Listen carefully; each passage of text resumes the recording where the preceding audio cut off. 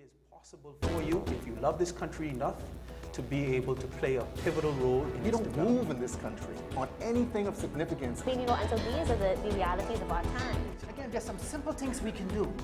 We could have changed the duty. Good evening. Welcome to this special program, A Blueprint for the Future. I am Raynard Rigby, the author of A Blueprint for the Future of the Commonwealth of the Bahamas. The blueprint sets out my ideas and vision for the future of the Bahamas. It is my attempt to ensure that there's a better Bahamas for all Bahamians. The blueprint is a call for a national conversation about our future. It demands all of us to share our ideas so that we can achieve a collective perspective on our future. The roundtable discussions are just the beginning of this powerful and engaging conversation. By now, I am sure that all of you have witnessed and enjoyed the first roundtable discussion, which featured the voices of 5 dynamic Bahamians. This evening's program is a continuation of the national conversation and seeks to herald a new dawn in the Bahamas. It is also the continuation of the message of hope, which was so prominently displayed in the first roundtable and which you will hear again during this evening's program. There is a need for continued hope in our future. The future can be bright if we pool our intellectual energies and work together to create a better Bahamas for our people. This requires a paradigm shift in our approach and our governance. It requires a fundamental belief that the future rests on the building and restoration of our collective confidence and in the abiding faith of the Bahamian people. It requires a frank and open conversation between and amongst all Bahamians of all ages and gender. It calls for the recognition of our innate potential, for an acknowledgement of our intellectual prowess, and for our strength and courage to create real change. This evening you will hear the powerful and compelling arguments of 6 strong Bahamian women. They are great examples of Bahamian sisterhood, and in their unique way, they manifest the joy of womanhood. Tanya McCartney, Annette Cash, Felice Albury, Rochelle Hill, Cheryl Bazard, and Sadie Francis joined Dr. Keith Wisdom in a national conversation focused on the social challenges that we face. Hear each of them speak from the heart on national issues, which are addressed in the blueprint. You will be intellectually stimulated and encouraged to share in this powerful and ongoing dialogue.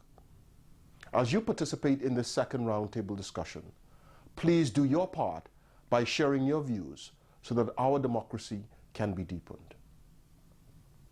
It is no mystery that we have been blessed with the abundance of hope in the future.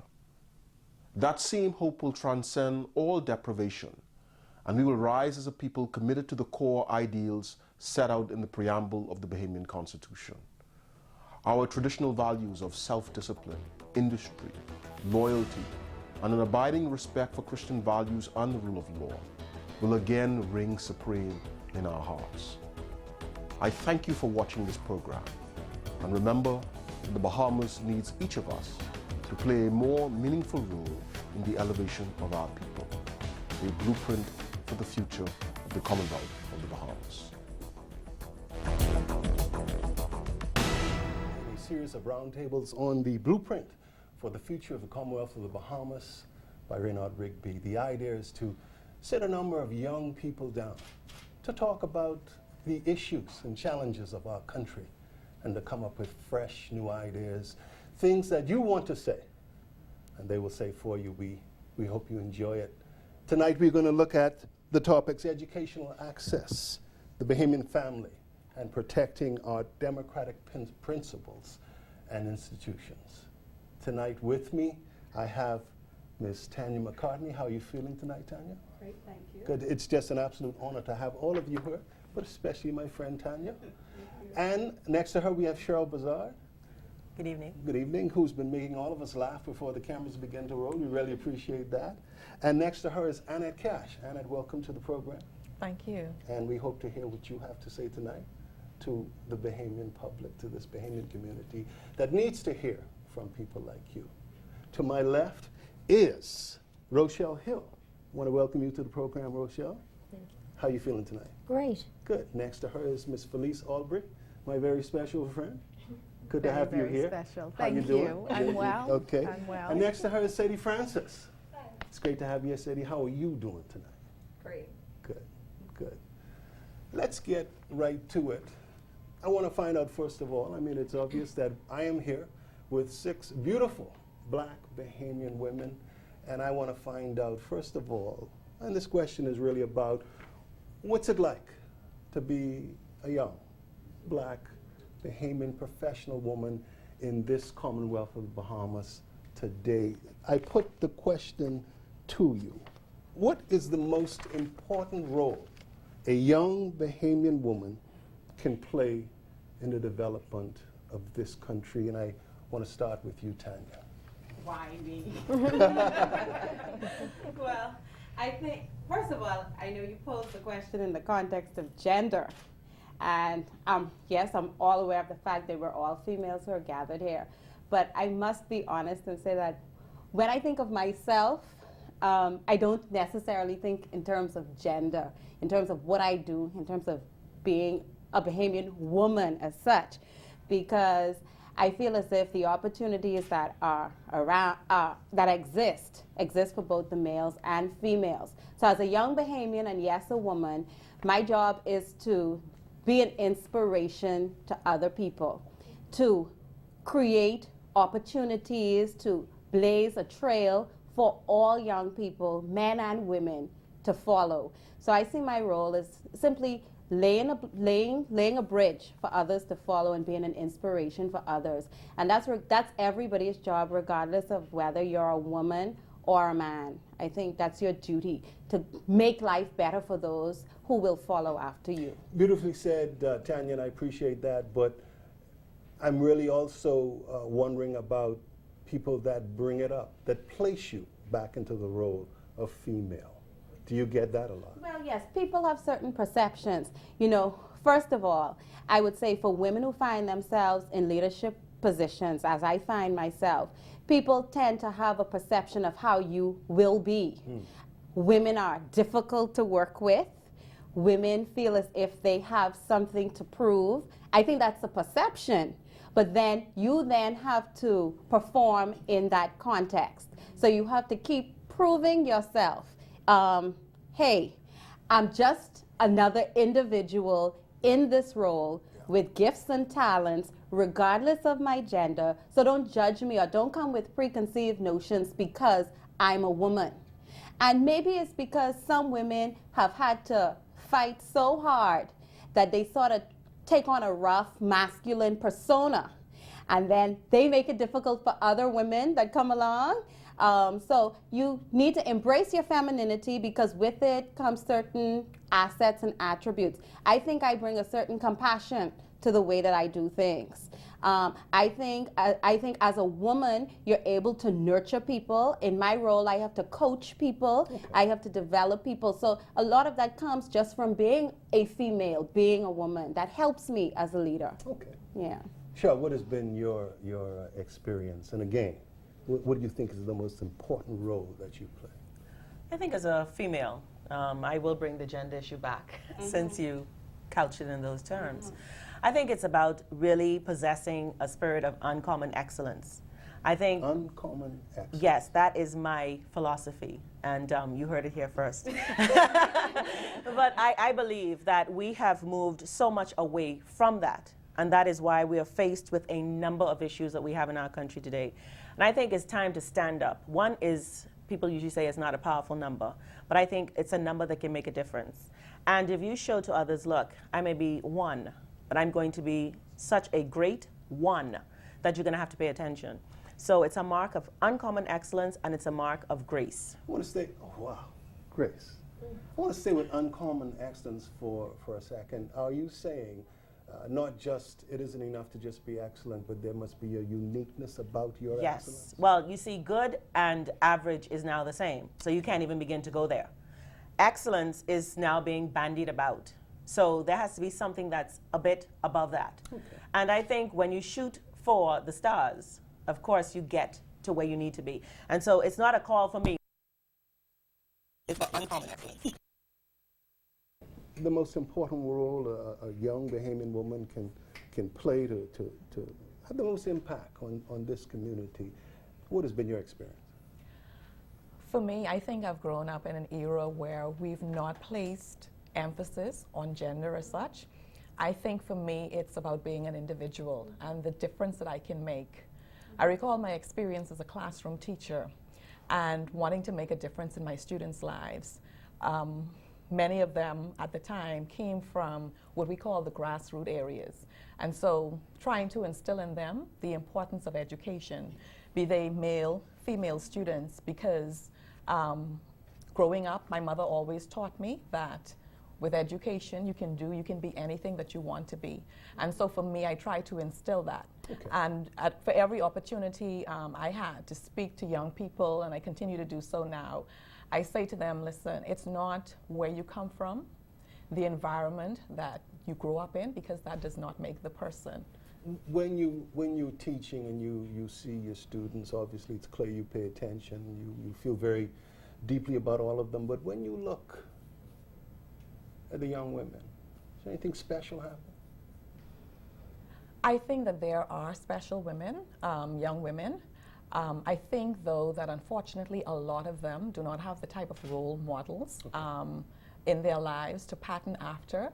And I guess for so many of our young women today, it's like a cyclical process where, for example, if your mother was a teenage mother, you become a teenage mother. Your daughter becomes a teenage mother. Your daughter's daughter becomes a teenage mother. So at some point, what I tried to do as a young teacher was to draw their attention to the fact that there was something different that they could do different. There is a way to break that. There is. Okay. There is. And it starts with having people in their lives who they can pattern after.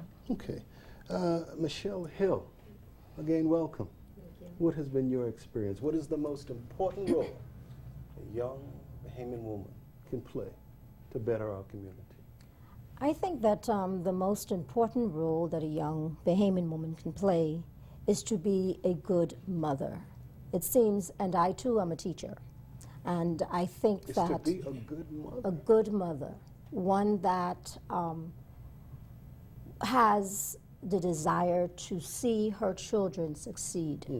We seem to be missing that a lot. And we have, I think the role of a mother is one that we cannot even begin to discuss. There's just so much involved with it.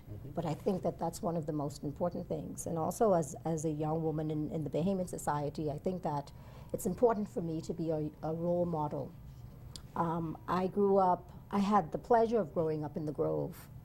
And as a result, I see myself as someone who can show other young women, young girls, that would have come from the same area, that you can be whatever it is that you wish to be. You can be from any area and achieve greatness and success. And so I think that my role as a young Bahamian woman now in this day and time is to really be that role model. And I feel responsible. I feel as if it's my responsibility to provide them with that kind of a role model. Always wanted to ask, because I hear that a lot. You know, there's a pride about it. I come from this area. This was rough. This was a tough area. Is the idea to escape the area or to represent it? I think the idea is to represent it. I think that far too many of us have escaped the area and has left the area to be in ruins. Because what is happening is that when we meet success and we leave, and leaving doesn't necessarily mean moving out. We can always come back and do things. That's when we are faced with so many young ladies who do not have the role models and don't have that person that they can see and touch and say that they can be successful too. Okay. Felice, again, the most important role a young Bahamian woman who's dealing with all that stuff that any young person is dealing with, but what's the most important role that they can play to better this community? And what has your experience been in trying to do that? Well, I think in today's society, women play so many different roles. Yeah. You know, you have women who are in leadership roles, leading multi-million-dollar companies, who are also mothers and wives.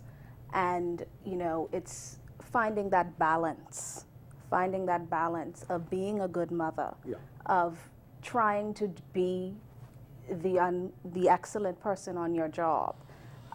So I think it's a challenge because you're trying to be everything to everybody. Yeah. And trying to, you know, ascertain where is that balance. Again, a question I always wanted to ask. If you could just be mom and you didn't have to work, would you demand to work anyway? Do you need to work? That's a very good question because that question was put to me this week. I think I would like to work, actually. You know, sometimes when you're on the job, you're saying, oh, I wish I could be home and nurture my child full time. But the joys that comes out of being on the job and being a professional is also very rewarding. Okay. Because you have an impact on those who you work with. You coach, you inspire, and you know you're there to promote one another, regardless of the role or the position that you may have. You may be a line staff, you may be a supervisor, you may be a manager, you may be the managing director. Yes. But no matter what role you have, we all inspire one another in some shape or form. Okay. Sadie, again, the most important role, and I know for a fact that in your business you're dealing with a lot of young women, and I take it you have to mentor them in some way and try to bring them into the fullness of what they can be on their job. What has it been like for you? I think what's very important is that each of us as females need to have a strong identity. And it's kind of hard when you don't have someone to fashion your identity after, or you don't have a mentor. And daily I see that. Yes. You pick up the paper and you read about females fighting over maybe other females or other males or something very, very simple. And we've lost a sense of who we are as women. Okay. And we're very, very strong women.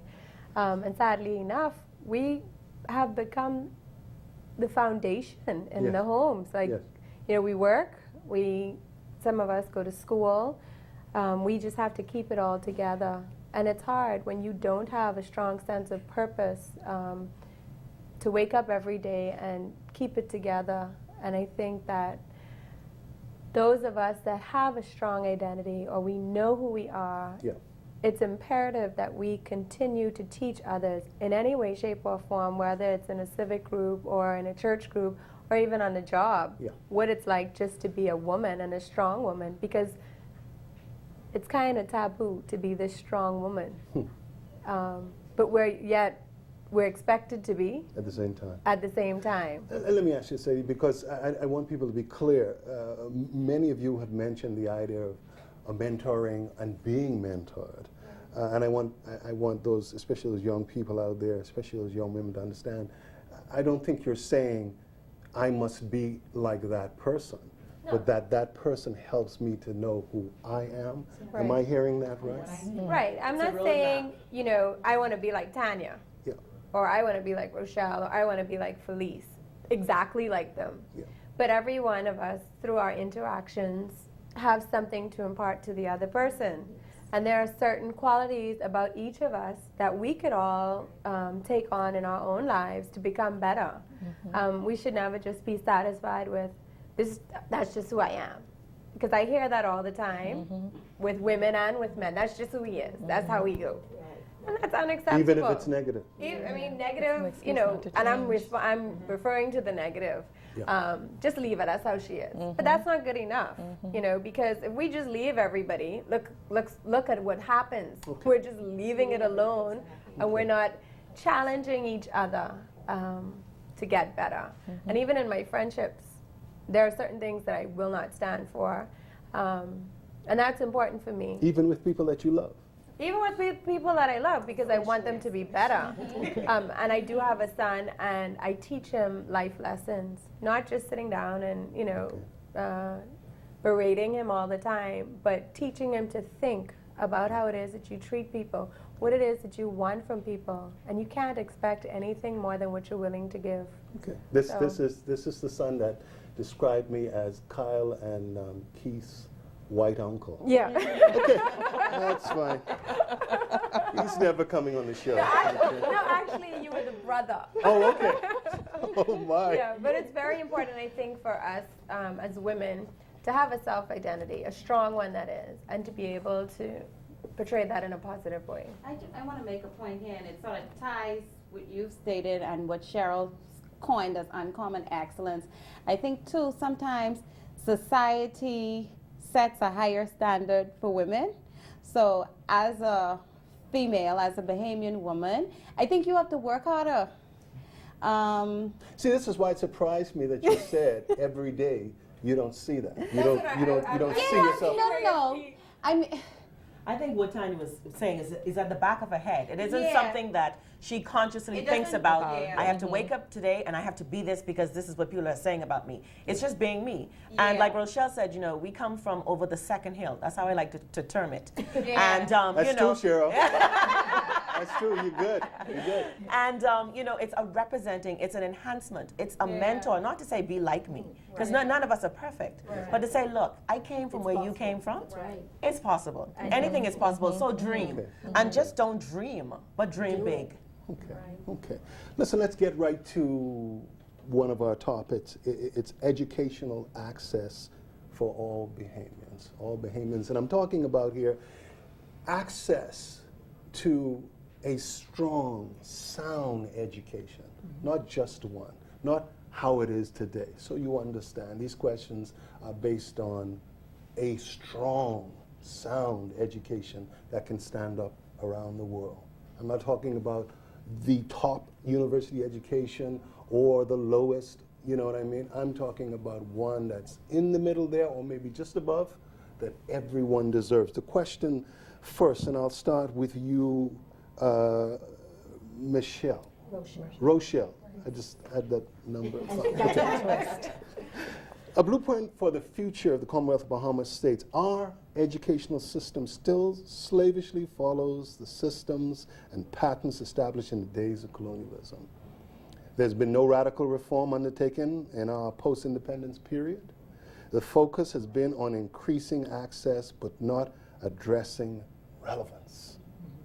Therefore, while we've made strides in the provision of free education, we have failed to prepare our youth for the highly competitive global environment that is here. Because I think some people think it's coming. It's here. Okay?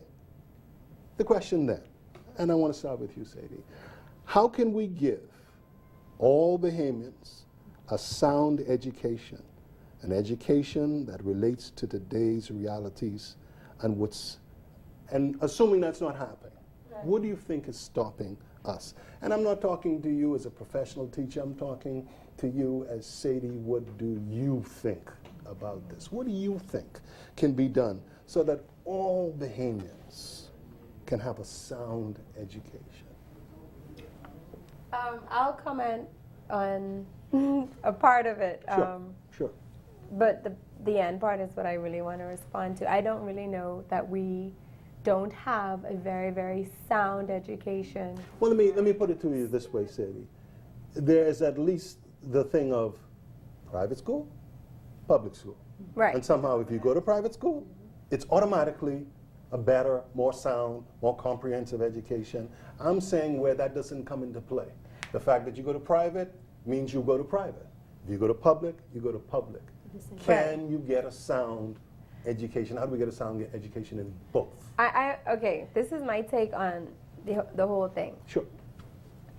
When you finish school and you're in the workplace, nobody really knows what school you went to outside of you telling everybody I went to, GHS or LW Young or Kingsway Academy, right? We're all in the workplace at the same time. And I don't think that I've been given any special privileges.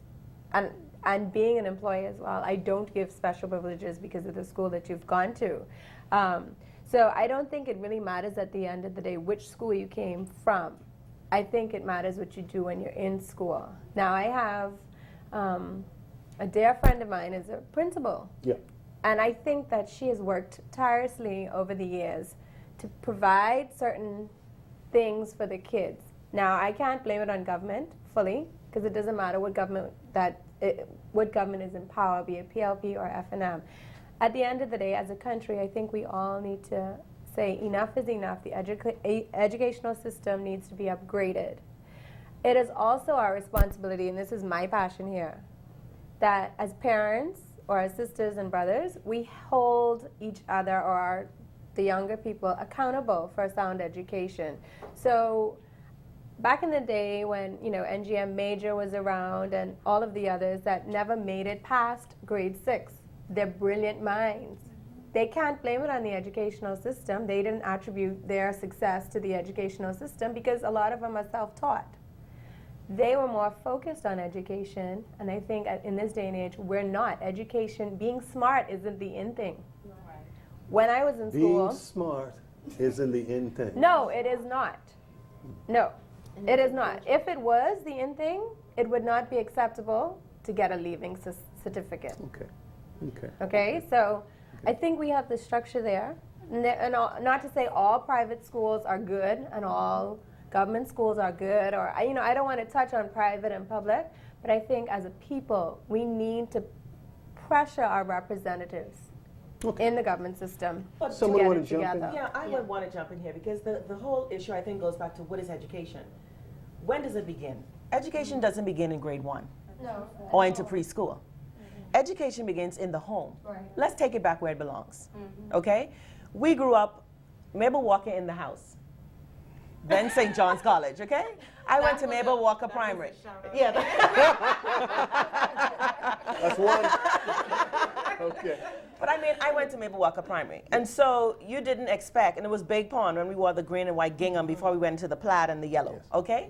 And before we went into school, there was a sense and a love of education and of learning. Right. How many of us have substituted that as parents for the Nintendo, the Wii, the whatever box, XYZ box, and we have planted our children before that and said, look, entertain yourself. Gotcha. I have other things to do. Okay. But when there is a love for education in the home, it has to translate when they hit the institutions. Right. Mm-hmm. You can't wait for a teacher to now inculcate a love of learning in your children when they get there. You think that's happening? That is happening, and a lot of people, we're passing the buck. Yes. Rochelle, I think you wanted to say something. We'll come to you in a minute. Yeah, I wanted to say, I want to first of all agree with you, and that's where I was going with being that parent. Where'd you go to school, Rochelle? I went to St. Cecilia Primary School. Okay, St. Cecilia's got their shout out now. Yes, by the way. And we're also going to win that basketball championship. Oh my. But I want to go back to the original question of the globalization and it being here and how it relates to our educational system. I would have had the experience of teaching in Dade County Public Schools for 10 years. And now having moved back home and teaching in this system, I'm always asked the question, what is the difference between the educational system there and the educational system here? Yep. Because we've always been known to have such a good educational system and our students do well. I have found that the difference is that we have students that know a lot of things. Our students know a lot. They can tell you things. There's a lot of rote learning. American students do not. But American students learn how to think. There's a lot of application going on, and that's the difference. Okay. And it's unfortunate. But if we can take all of that learning and kind of infuse some application, then we will be able to prepare our children for a global society. So there are some fundamental things that we need to address in the educational system if we are to prepare our students. But you began this discussion on education, putting it in the context of equipping people for this globalized world that we live in. Yep. But our parents had basic education. The emphasis was on math, English, science. We had better people. Yeah. We had people who were contributors to society in a positive way. Students, public school or private school now, it doesn't matter, the curriculum is the same. But character is the issue. And the fact that persons no longer see the value of education. Our parents saw the value in education. It opened doors. Okay, I really appreciate that, Tanya. I want to get to quickly, Felice, because we're winding this area down so quickly. You wanted to say something. The point I wanted to make was about personal responsibility. Nobody is taking responsibility for the students. The parents are not taking responsibility for their children. There's no way in this day and age that your child could be underperforming in school and you just accept that. I'm not going to, or not know. And you do have instances where parents do not know. How could you not know if your child is underperforming in school? They didn't perform in school and they became parents very young. Right, and that's the cycle that Yes. needs to be broken. But Okay. it's, like I said, it's okay. Well, that's all that he could do. Yeah. You know, that's We've got to destroy that? Are you saying we've got to just completely eradicate that? why is that acceptable? You know, it's like, that's all that he can do, or that's all that she can do. I think And- perhaps it's an issue of teaching, educating people, because it's almost like even the parent has to start learning all over again. Because when we were in school, there was a love, a need, a want for learning. But today, and again, as a former educator, it's almost like that is just not there. You know, I remember having a conversation with my niece, and I said to her, you How know, old is she? she is in the 11th grade now. Okay. And I said to her, I said, you know, you just settled for a 3-point. I said, and for the last 3 years, you've had 3.01 and 3.02, and you're fine with that. And I told her, I remember my experience going through high school, a very competitive one. It was me and 2 boys in my class. And, you know, at night, you just killed yourself studying, because I always wanted to beat Haram, and I always wanted to beat No, you wanted to Quinez. kill them. I can see it in And I your eyes. always wanted to do well. But today, they just settle. And I'm not sure if it's something that we need to do as a country. I mean, in terms of starting to educate our people about the value of education, and I don't know how that begins, but the love for wanting to learn in education, wanting to learn is just not there. Listen, system. I've got to wind this. I'm sorry. I've got to wind this section down, and time just flies, as you can see. But there's just one more question I do need to get out, and I'm going to put it to you, Felice. It's simply this, and it's a jump, but it's a problem we're having, or it's an issue, I think. Is the college experience and degree relevant and even necessary in the modern Bahamas? Of course it is. Why? Of course it is. Because I think it brings in that application that Rochelle spoke about. In our primary and secondary education schools here, you get the rote learning. But when you go to college, it's more of an application, and you're applying what you have learned. As with anything, you graduate to another level. You graduate, you know, when you do your undergraduate, you go, you work, and then you go on to graduate school. You know, it's building upon what you've learned before, and you're continuously improving yourself. Okay, I'll take one comment. It's an exercise in discipline, okay? And why is that needed? Why is that important?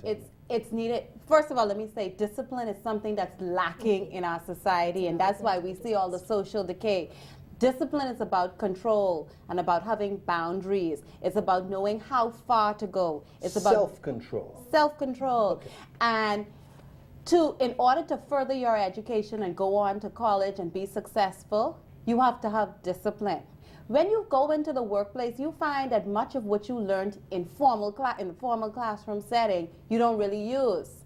But the discipline that it takes to get up, to study hard, to prepare for examinations, to do projects. You take that into the workplace. And that's why it's important. It's a lesson in discipline, and it's what we're lacking in society from primary school And straight to college. this is one thing college will do for you. Yeah. But Okay. I think it's only fair to say that not everybody is made for college, and your question pertained more to the Bahamas. Yeah. I think that, well, when I went to school, which was quite a while ago, college was the thing to You do. went to college when you were 9, I think. Yeah. It was the thing to do, and then if you didn't go to college, it was like, what's wrong with you? And that is also wrong. Right. But we have to understand that college is a very good experience for some, and for others, it's not the best experience. Yeah. And to come home and have a degree and not be able to use your degree or not get paid for your degree has become very discouraging as well. So I think college is very, very important. Yeah. However, in the Bahamas, we have not placed the value on a college degree as other countries have. That's why I was trying to point out, you know, degree and experience. I tell you one thing college does a lot for people. I think people who don't have the experience or didn't go, it really teaches you some tolerance, you know, because of the variety.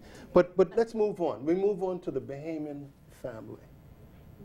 And this you carry in your body. And it's something that men don't understand or may not ever understand. Some do. Some do. Okay. I mean, to the degree that you understand it. A blueprint for the future of the Commonwealth of the Bahamas states that we build a society through the creation of meaningful relationships between men and women in an environment that promotes the wholesome development of our children so as to restore values and morals and establish a society where each child is seen as a valuable asset in national development. A beautiful sentiment. I then put it to you, Rosha. Do you agree that we should conceive creative approaches to ensuring that children in single-parent homes receive some kind of benefits of a two-parent household, like ensuring that they have access to male and female role models? Yes, I think that we should implement programs where children who may not have access to male role models will have them. Statistics have shown that the lack of a male role model has just not worked, even though we know that there are some success stories. Many. And so, coming right to you. but we still have to take in, when we're talking about the country, with everything that we do, there will be success stories. But then we still have to acknowledge the areas where the success story just did not happen. So you think it's a good idea? So I think it's a good idea so that we at least have some form of a roadmap, some way, something that can help those particular children. Okay. Daniel? I'm a product. Let me come right to you. I'm a product of a single-parent home. And when I think back of my class in St. John's and some of the brightest and most successful members of the class, single-parent homes as well. It's not an ideal situation, of course, but I don't know. I don't know if you can just say you need a program designed for single-parent homes or single-parent families. We need parenting on the whole. Because whether it's a single parent home or a perfect nuclear family, there are issues. Okay? So we need parenting across the board. We don't need to necessarily target single parent homes, okay? And I would also add to it that in our society, we need to go back to basics. I think we had the extended family that was very important. Whether it was both parents or one, you had the extended family, you had grandparents, you had aunts and uncles. But we've become so prosperous, we're just so concerned about our own little four walls that the wider family has become less important, and we need to go back to basics. The emphasis has to be on relationships across the board and seeing the importance of the wider family unit. But I don't think you should pick on single-parent families. Would you have preferred both parents? I don't know if it would have made a difference. I was fortunate that I had, like I said, the extended family to support me. I don't know what it would have been like. I had a mother who worked very hard and provided a wonderful environment, so I don't think I missed out on anything. So I can't say. For my children, when I have them, I always listen to my mother who says to me, it's not easy to bring up a child on your own and not be married. It's better for you to have some support. You know, so. But I think that you would have said some key things in your statement.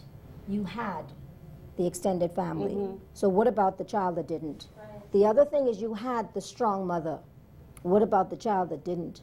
I think what we do is we tend to not realize that there's that certain pocket. As a teacher, let me bring just as a quick reference.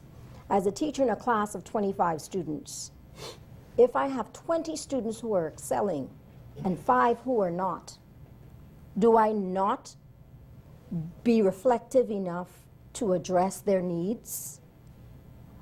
Or do I allow them to move on because, you know what, I have 20 and they're the majority and those little D's and F's in my book won't look that bad. Every child counts. Exactly. And so, and what we must remember is that the majority of our society is not all bad. We just have single-parent family. Exactly. Right. Yeah. No, but I think it's restoring the old landmarks. Yeah. Okay? Where we had that mother, father, that is the ideal thing. If we're saying that we are a nation of Christian persuasion, and I'd like to put it that way instead of saying a Christian nation. There's a difference. There is. Then we would understand what it is to have that family structure in place. You All sorts of phrases and expressions. Like they say, old people, children. Hello. Listen, Annette, what do you think in this, with this idea of handling, making sure a child, whatever the circumstance, gets the role model or the person who is playing that father or that mother role, not necessarily blood? What do you think? Again, I didn't have that personal experience. Like Tanya, I grew up basically in a single family home. But I think that because I may have been, and I guess I don't even consider myself to have been disadvantaged because I came out just fine. But I think that if we can correct a wrong, why not? If we can put positive programs in place where young men, young women are able to learn, again, what we were talking about earlier, have a partner or role model to follow, then why not? Okay. Because again, I mean, we talk about the crime in our country. We talk about students failing, and why is it that we can't seem to climb above a D- average in BJC and BGCSEs? So whatever we can do in terms of positive programs that can have an impact, I think we should do. The only thing that I would recommend is this. Us as a country, we don't research. We don't assess situations, and we don't formulate anything that we can pattern after later on. So if we put these programs in place, my thing is, let's have it written. Now you so say we don't something. research. Are you also saying we don't collect data upon which to do? We rarely and do. It must happen? We don't, and it must happen. Okay, okay. Let's move to another question, and I think Tanya was touching on this, but I'm going to start with you, Felice. Do you think we need to establish then a national parenting and children's training program where we make a conscious effort to say, look, this is the role, this is what we're talking about, and this is what we want you to work towards. This is the ideal. Yes, I do. And how do we do that? And I think we have to stress personal responsibility throughout. Not should the government do it for us. Exactly. I think that is a part of our problem. We're too dependent on others to fix our problems. The problems are ours, and we need to own them, and we need to take responsibility for them. When a 14-year-old girl ends up pregnant and she's being counseled, she goes into the PACE program, personal responsibility needs to be drilled into that child's head that, listen here, you made that choice, you made that decision, you have to live with that decision, you have to raise that child, and you are responsible for this, and that has to be drilled into our people. And this is not the straight end across of, the board. And this is not the end of your life. Exactly. This is just what you have to exactly. do. I want to come back to you, Cheryl, and if you could throw some additional sayings, and that would be good too. And I want everybody to answer this quickly for me. But I want to start with you, Cheryl. Do you think most Bahamians see the family as a vital part of the thrust toward building a stronger society? I don't think it is the prevailing view in our country.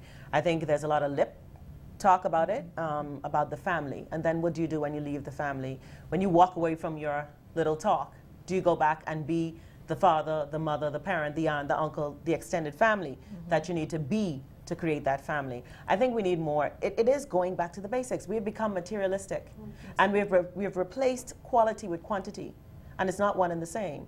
We have then put things into our children's lives to pass the time, but not to pass on values. We're not building bridges anymore. It's just, you know, throwing it here, throwing it there, and if you could catch and jump from float to float, that's fine. But I think we need to go back and say, look, the family is important. The family, before anything was done, a family was created by God. Then you had churches, you know, and then you had institutions. But the family was the structure on which he built society. And I think we need to go back to that, because what is coming out of our houses and what we're letting out of our houses is what we see in society. It's what we read on the front pages every day. They came out of a home. Okay. The question is, what kind of home? And who created it? Exactly. Sadie, what do you think? I'd like to be the eternal optimist that we are. The family is still very important. But slowly I'm having to come to the reality of it's not as important as it used to be. Gone are the days of, who's your family? Where you come from? And to this day, my stepfather, no matter who we bring into the house, he would still say, who's your family? Because that gives you an idea of who the person is.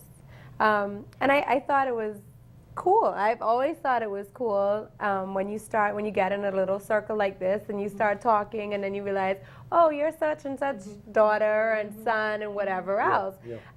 And you have an identity. I have, for the rest of my life, an identity of you are so-and-so's grandchild, or you and so-and-so's daughter. And that, if no other reason, if I want to pretend as if I don't know better, I can't, because I know what has been instilled in me. I know what I've been taught. This gives you a sense of responsibility? It is, definitely for me. I am so-and-so's daughter and grandchild and niece and nephew. And in a way it works for me, you know, because we live in the Bahamas, you know, it's a door opened, you know, if you need a favor or whatever it may be. But at the same time, I have a responsibility to upkeep the name. And a name, as my grandmother always says, a good name is all you have. Felice, do you think that same system that we have also marks you as someone not to deal with? Yes, of course. Of course it does. And I won't call the names, you know, like some families are known for being crazy. Right. No, seriously.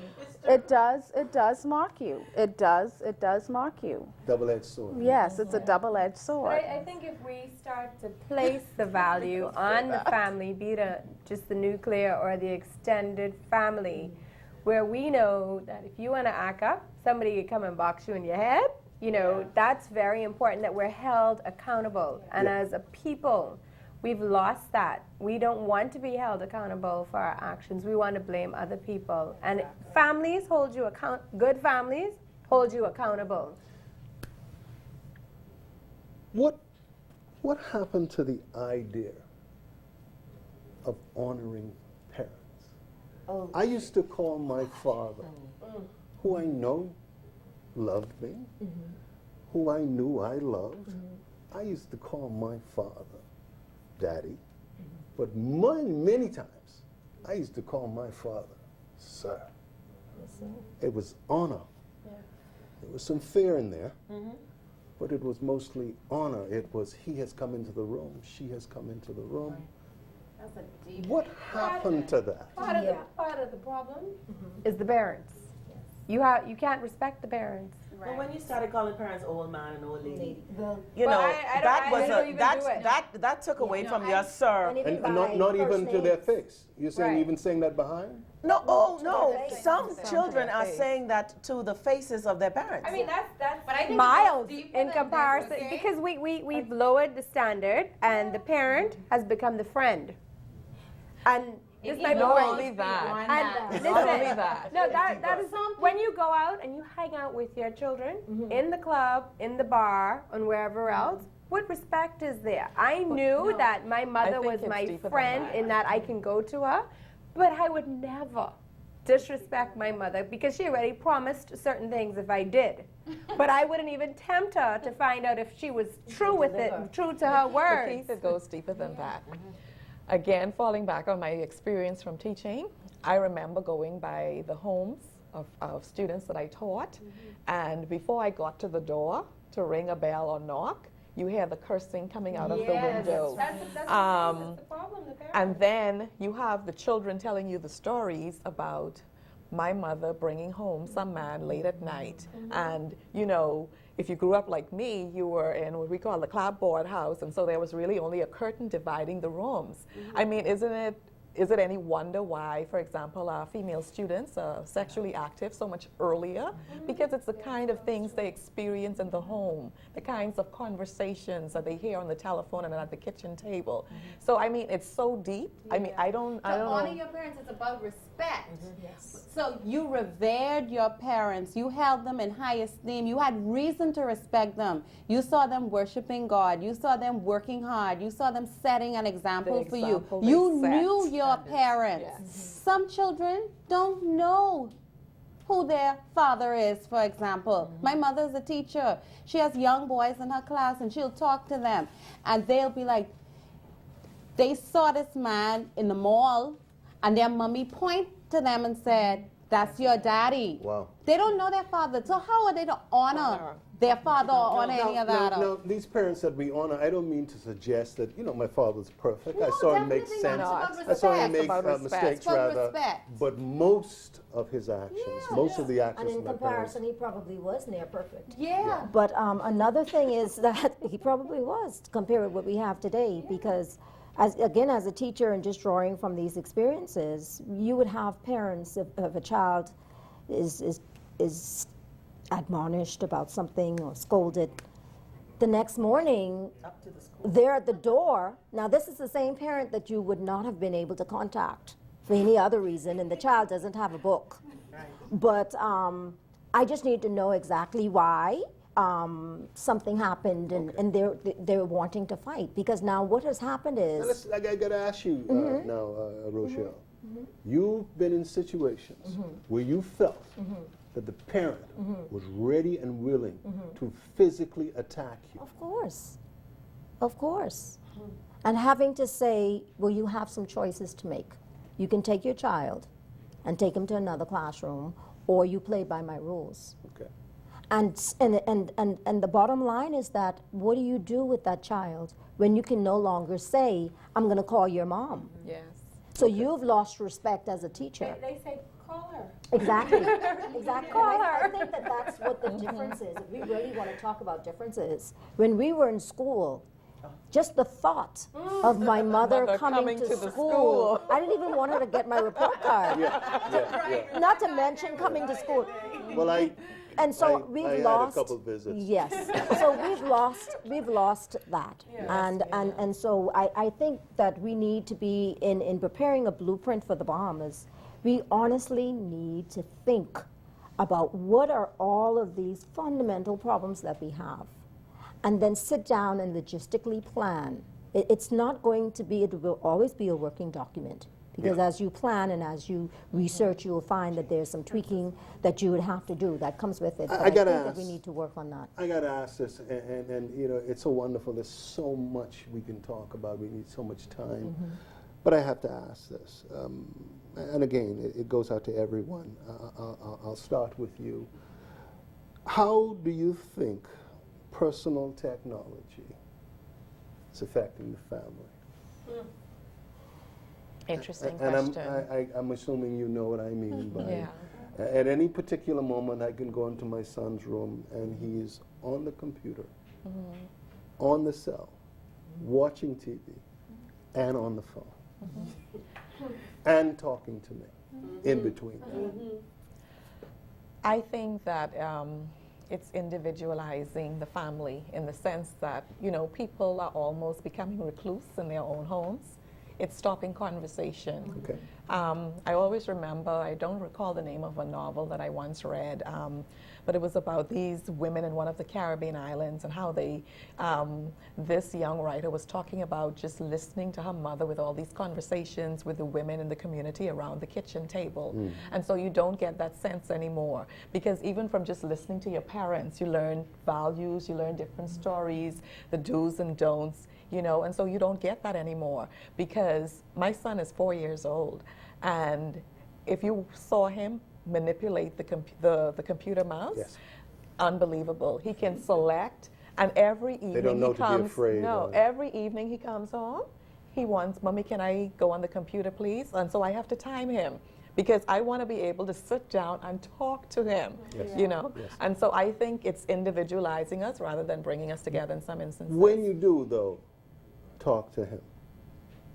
does he talk back? Does he enjoy that? Oh, yes. And So I it ask isn't follow-up their fault. questions. It isn't, okay. And okay. even if he doesn't want to sit still, and at 4 years old, he doesn't want to for very long, but I ask follow-up questions, and I try to make it interesting. And so every now and then, you know, I'll tickle him or what have you, but I want to know how his day was at school.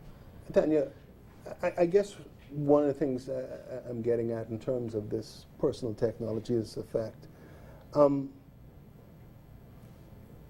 do you think it makes us feel less? Do you think it makes us care less about each other? Do you think love may be dissolving? I guess you're sort of dehumanized. Just look at the way that we communicate now. Everything is by email. You have the text messaging. You tend to be very curt. It's matter of fact, to the point, very little feeling. So the way that we would sit and have a conversation, I would watch Cheryl's expression. I could get a feeling of what effect I'm having on her with my words. You don't have that anymore.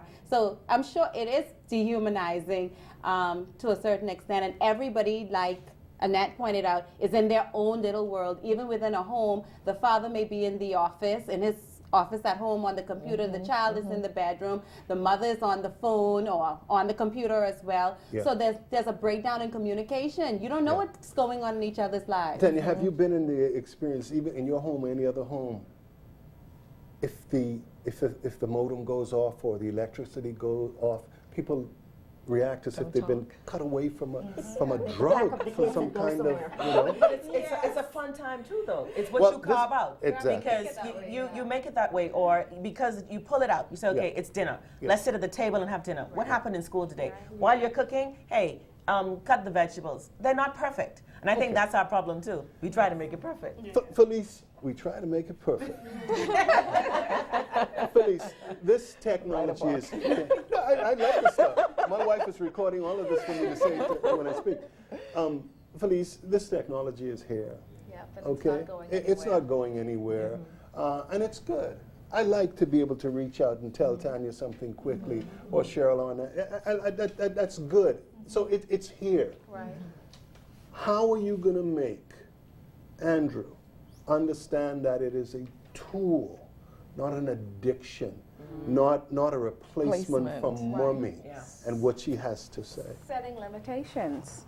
That's all you can do. You set limitations, and you have to, as a parent, you have to take that time out with your child. You have to engage them. You have to take them outside, take them to the beach, find other activities so they learn as they grow that, listen here, this is mommy, this is what mommy likes to do, this is daddy, this is what daddy likes to do, and you engage them in other activities outside of the video games or the computer or the cell phones, you know, so they grow up knowing that and enjoying company. Okay. And keeping company with their family. Okay. But Okay. one thing that I think what we overlooked, Sure. and it's a very serious thing, the computer is not as innocent as we would like to think it is. Well, actually, the internet isn't. So with the advancement in technology, we have added problems that we've never had to deal with before. We have to deal with pedophiles. We have to deal with our children being exposed to things that, you know, as much control as you may exercise over your home, once they're on the internet, you have no clue of what they're seeing and what they're learning. And because they're in their own little world and you're not communicating with them or you're not watching, they're learning and you don't even know what they're seeing and what they're knowing until something comes up. And I've had a situation come up with me, with my son. There's a certain website that he likes to go on. And one day I went on the website, and it's for kids. At least it's marketed for kids. Yeah. But it has stuff about working out and plastic surgery. Like, this is like all about pets, like animated pets. But they're talking about female issues and male issues. And these ads are flashing and they're exciting. And I don't know, has he gone on? And, you know, one link leads to another. Yes. So I agree fully that technology is making us become less interactive with each other. Okay. And for that reason, there's no TV, no computer, no handheld systems, no game systems during the week at my house. Yes. You can play on Sunday. Okay. Real quick. You can play on Sunday. That's it. Those things are for Sunday. Okay. Otherwise, if you are bored, I have a ton of books. You will read, or you can go outside. A quick thing as we wrap up this section. As a male, and as a male that happens to be in a fraternity, and the whole idea of maleness is pushed. A lot of foolishness is pushed as well. But the core of our fraternity is maleness and respect for women. But what we've been inculcated, and from my family as well as this organization, the idea of manhood and what that means, and to be a husband and husbandry and taking care. When you think of yourself as a Bahamian woman, do you feel a sense of sisterhood, of femininity shared? I want you to think about that.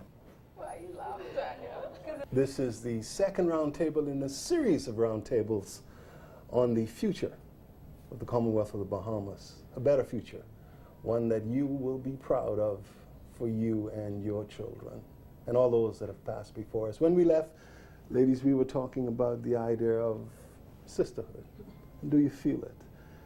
And do you feel it every day? Do you feel it when you look at not just women you know, but other Bahamian women who are different from yourselves? Is there some kind of link that you feel that maybe others of us, maybe Bahamian men, don't feel? Can you tell me a little bit about that? Tell me about Bahamian sisterhood. Is there such a thing? Let's begin with you on that. In my personal experience, I would say that for the most part, it's lacking in the corporate world. As a young professional coming into firstly education and then commercial banking, I found that women, you look for them for support, and for me, and from my personal experience, that was lacking.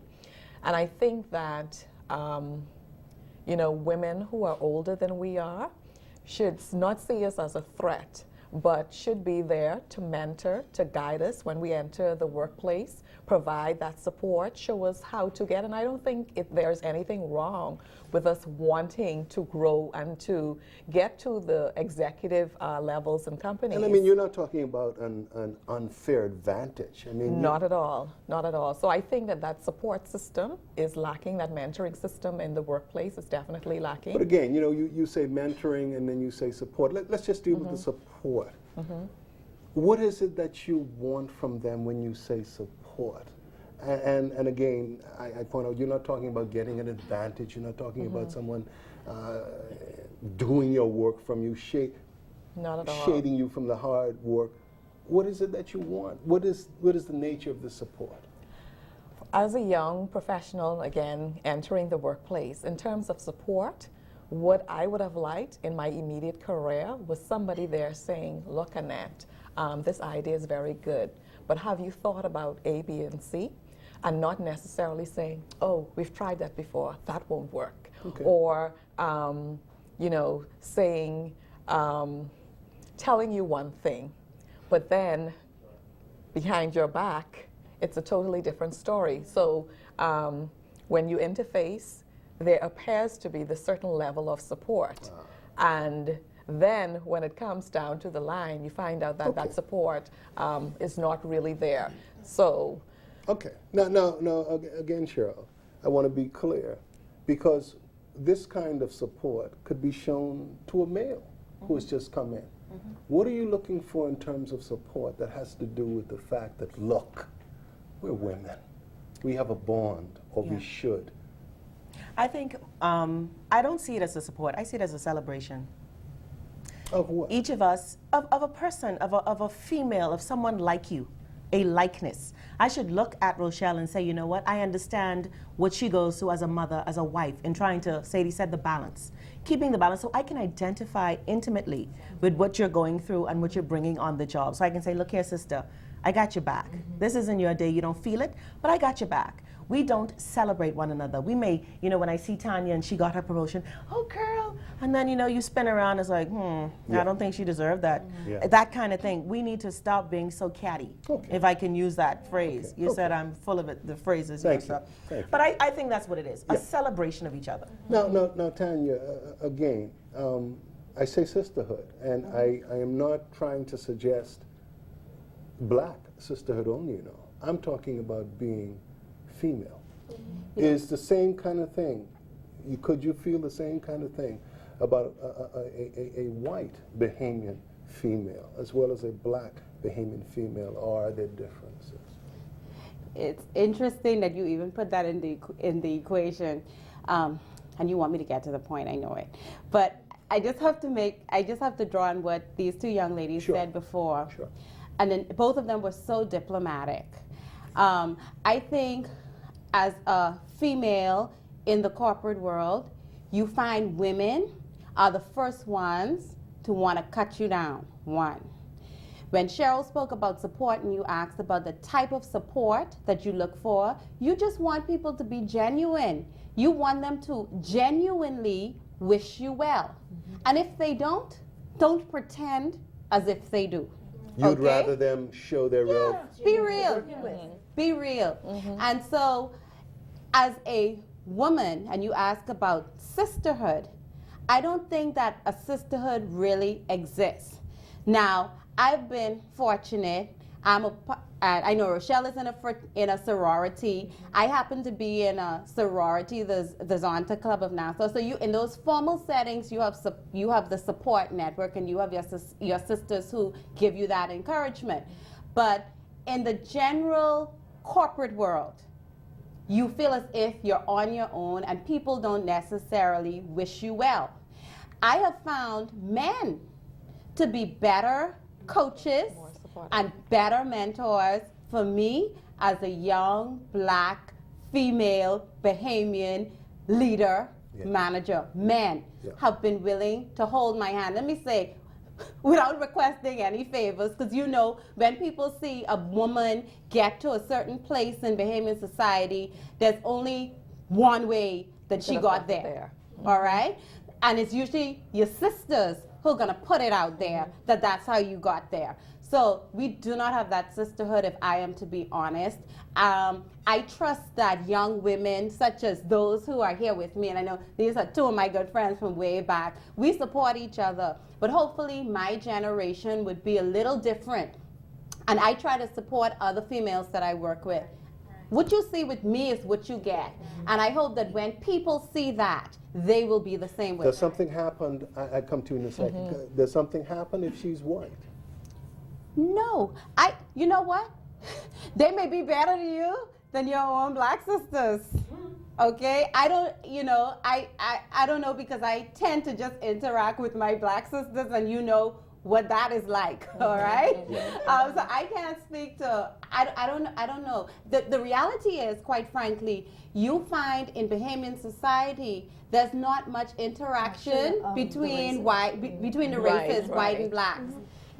There are white Bahamian females that I would have gone to law school with, that I would have been friends with. We would have slept in each other's flat, gone to dinner, studied together. But when we come back home, we don't see each other, we don't interact. So there's not that interaction. Okay, Annette, I think you wanted to say. Yeah, I just wanted to touch on a point that Tanya made, and I think that there is somewhat, and I may be wrong, but in my experience, a sort of generational shift in terms of, for me, my experience with professional black women has been different from those women that are maybe a bit older than us, who may not have had gone to have a college degree or whatever, but I found them to be maybe not have the same kind of opportunity. Yes, more supportive in the workplace. More supportive. Yes. The older ladies. Yeah. You mean the at our age group, in our age group, I found more support than the older. As opposed to the older. As opposed to the older women. I would just like to add that Rochelle. I agree with everything that they've said, and I think another thing we're not genuine. We're not genuine. I like to say, I'm agreeing that sisterhood. Let's say it's there, but we're still leery. We're not sure half of the time, and we're always cautious.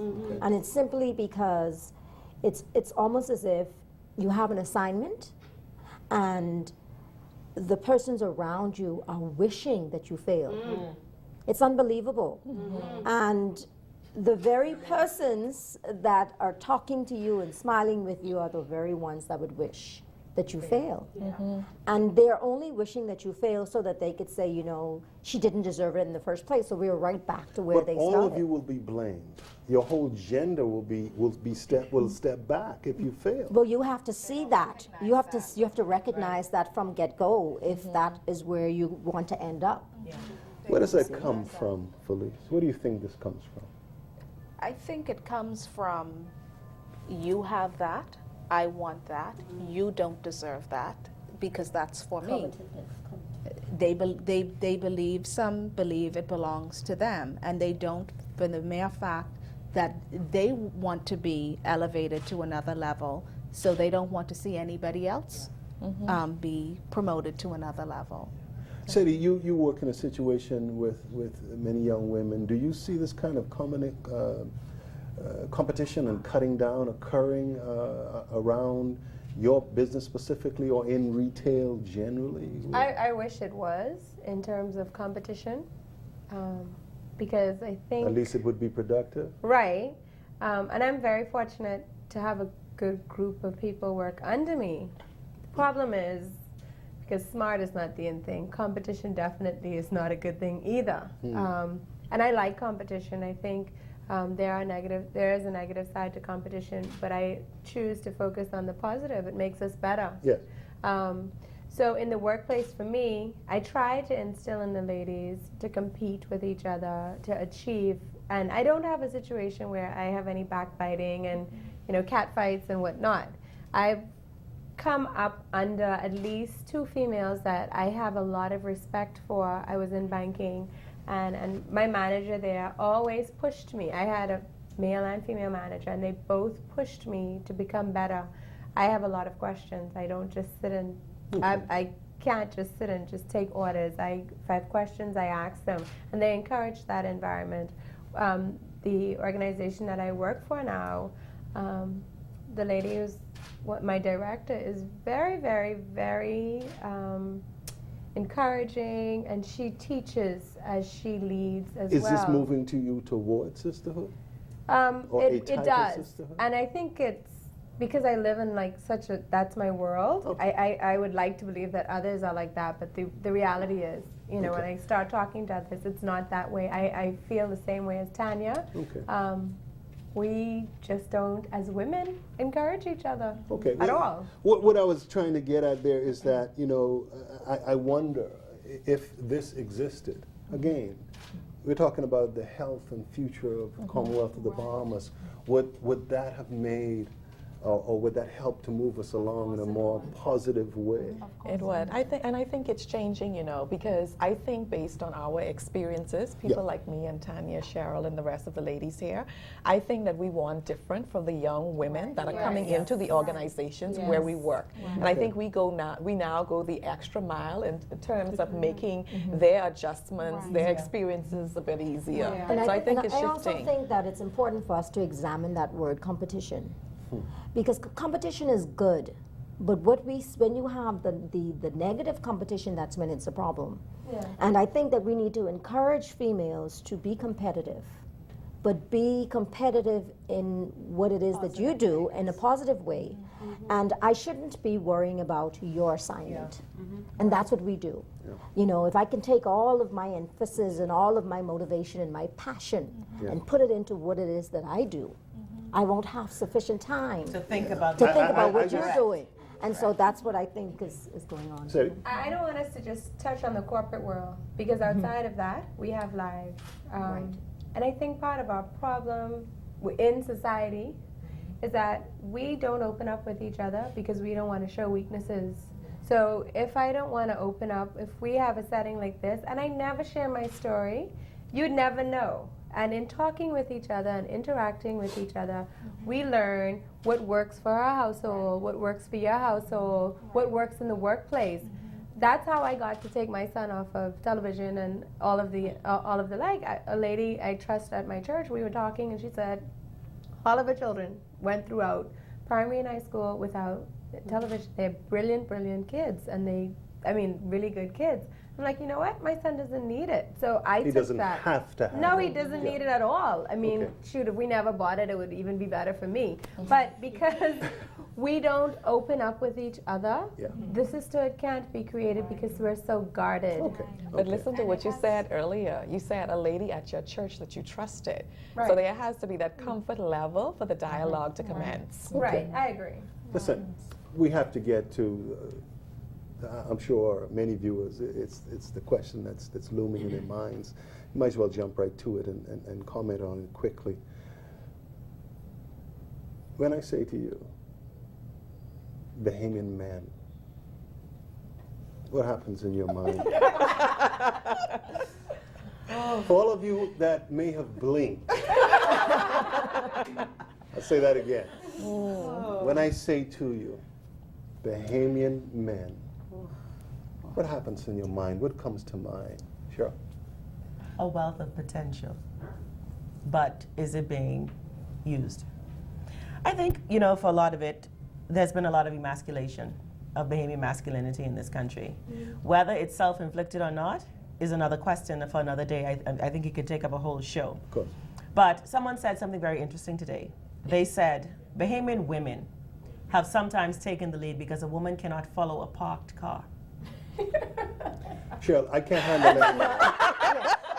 I'm going to have my pen with me. And when you look at it that way, is it that the men have abdicated their responsibilities? And you know, and I think all of us as sisters will think this. I only asked you once, and my husband will say that. But if you are not doing it, a Bahamian woman will go to the task and get it done by whatever means necessary. That is how we operate. Now, whether that emasculates a man, some people will say, well, it's how you do it. But we have a drive in us.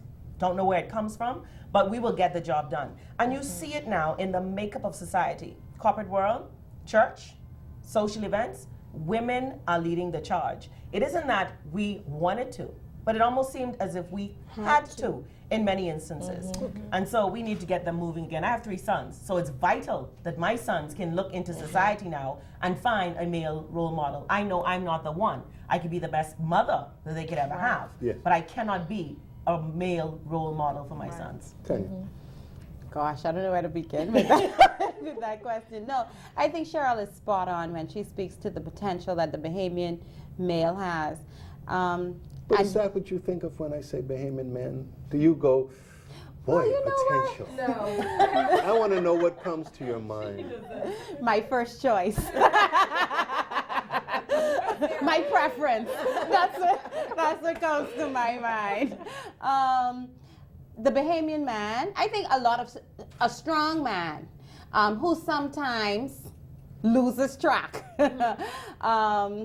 I don't know where to begin when we talk about the Bahamian man. Tell me about one thing. One thing that you wish was better, or that you think is just great about them. Tell me about one thing. I wish Bahamian men would accept and take on responsibility more readily. I think many of them shirk responsibility. Sometimes perhaps they're daunted by it. They may not know how to assume it because there was nobody there to teach them. Right. But when I think of the Bahamian man, I think that we need our men to assume responsibility as leader. I don't think women want to be in the forefront. Even us in the corporate world, we go to work, some of us, we're in charge at work.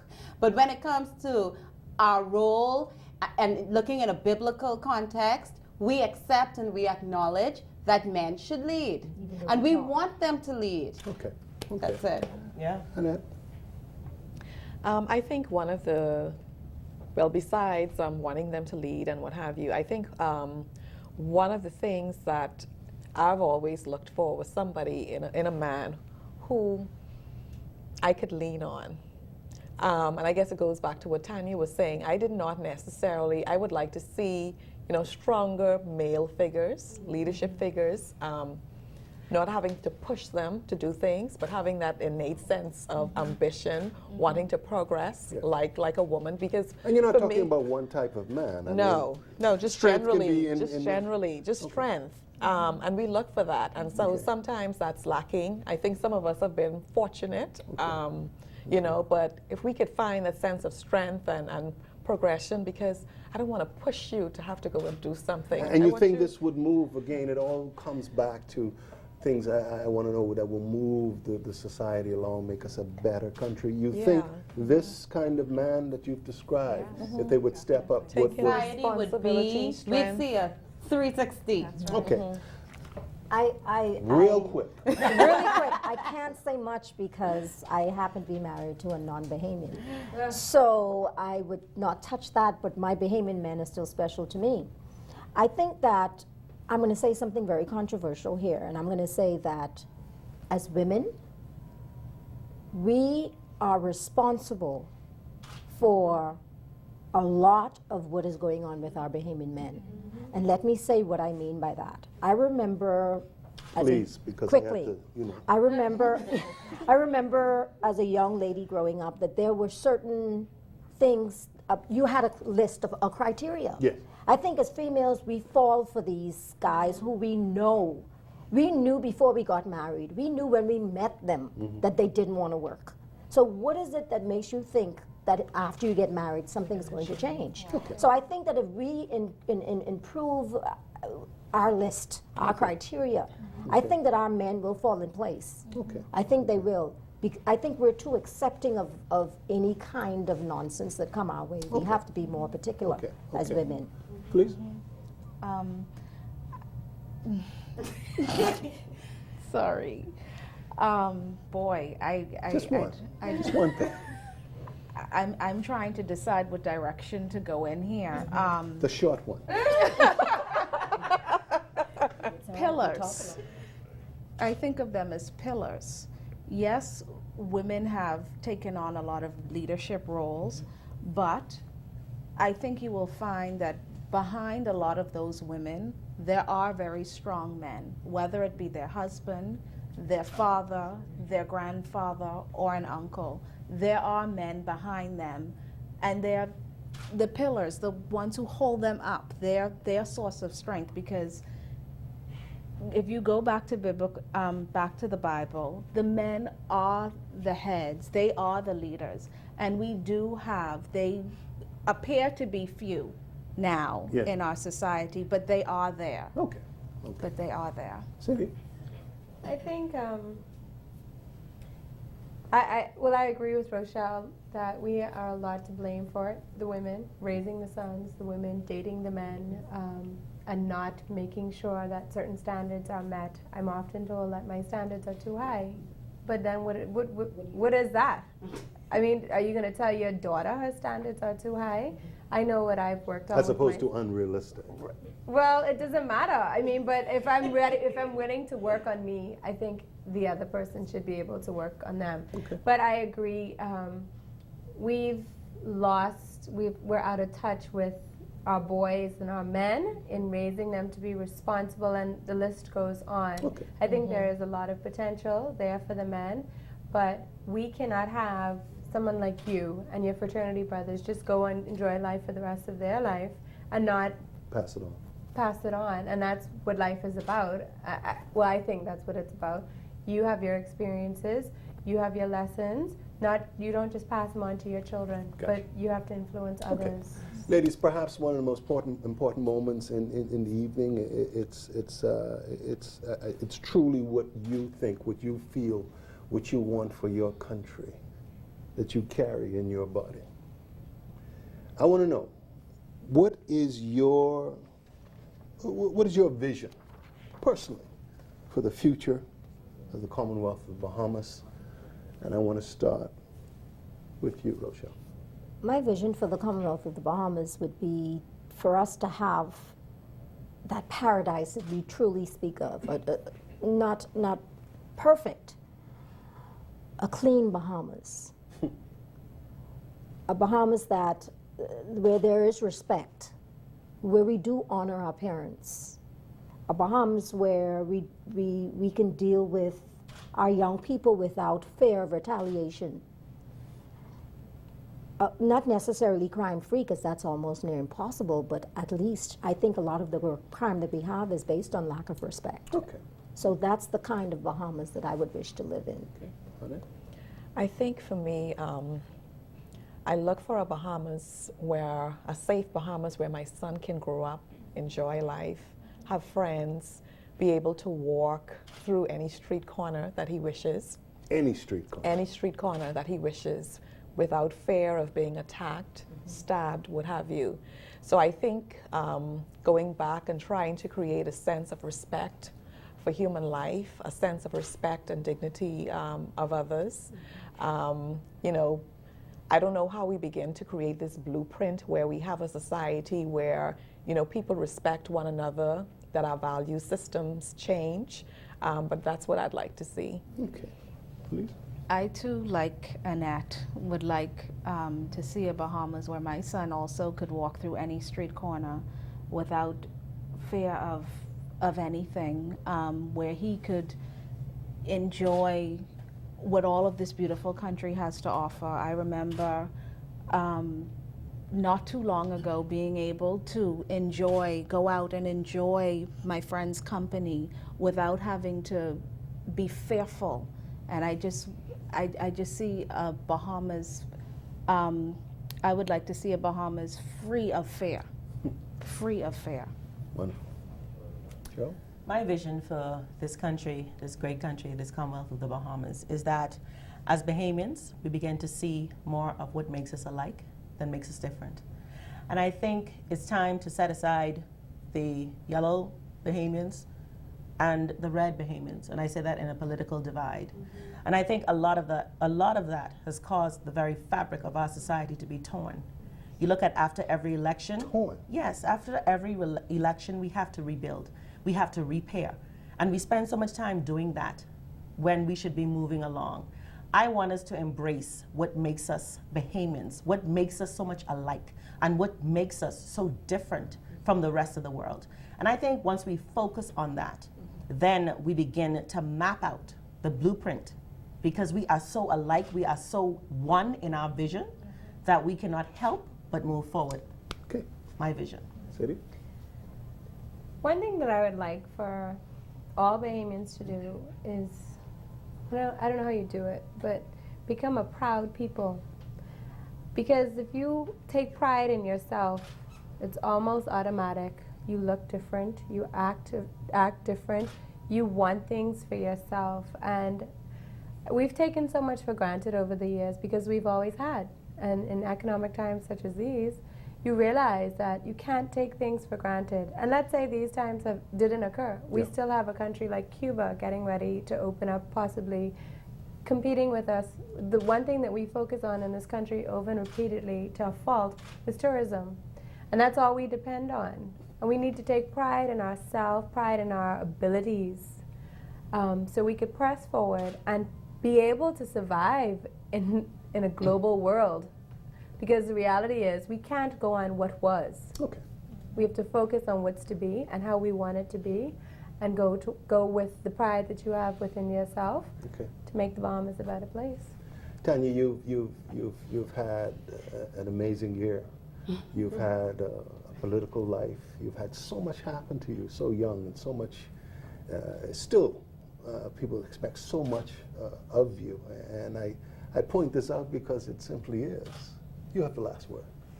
Well, I'm going to say all that you've said about what I've experienced in my life, I think it has a lot to do with divine favor.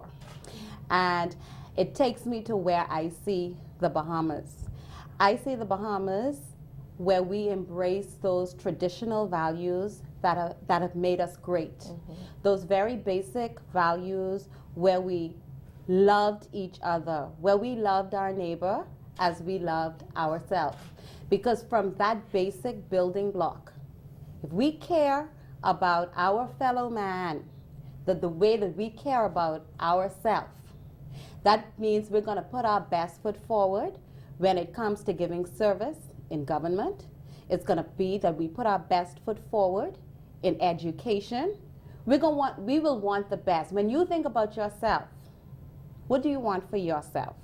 So I see a Bahamas, I wish and dream for a Bahamas where we care for people like we care for ourselves, where we have compassion for one another. And then and only then will we see a better country. Okay, thank you so much. It's been an absolute pleasure to be here with you. Guys, you don't know what you're missing. Tanya, Cheryl, Annette, Rochelle, Felice, Sadie, thank you so much for being here with us. This has been the second roundtable in the series, exploring the idea of a blueprint for a better Commonwealth of the Bahamas. Bahamian men, these are the jewels. These are the people waiting, a sample of the people waiting to talk and to love you and to build this country.